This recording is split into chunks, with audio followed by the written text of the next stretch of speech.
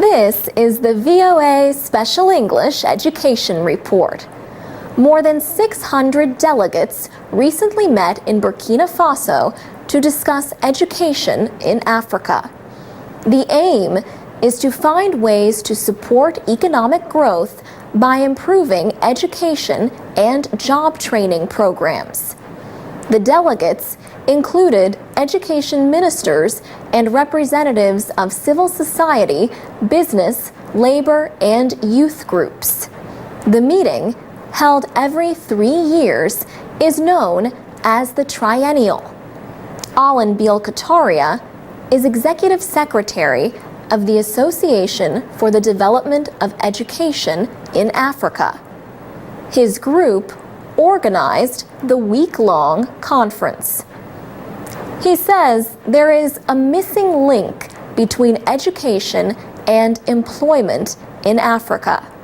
For example, schools need to improve technical training for students who do not continue to secondary education.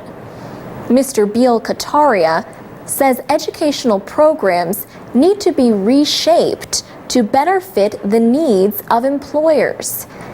He says this is already happening in some countries, including Tunisia, where the association is based.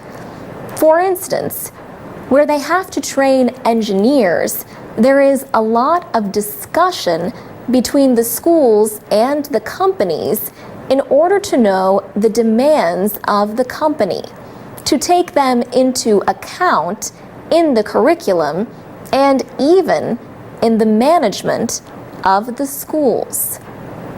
In Mali, an association of artisans is working to improve the skills of mechanics, woodworkers, and tradesmen.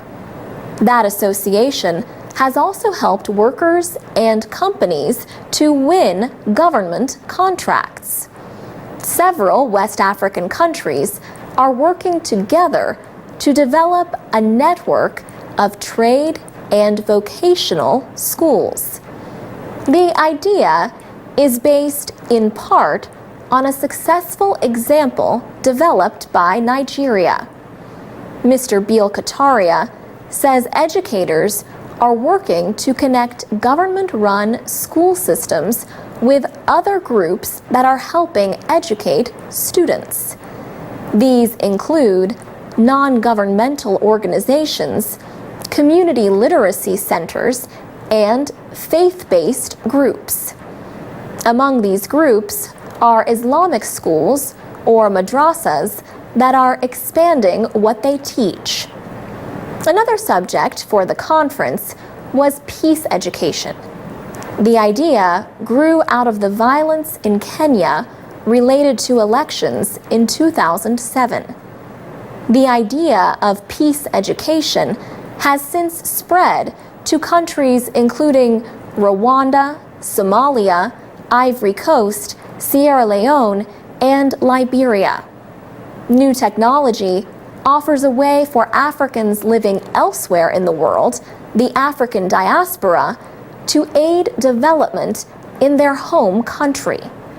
For example, a professor could use video conferencing to teach a class back home.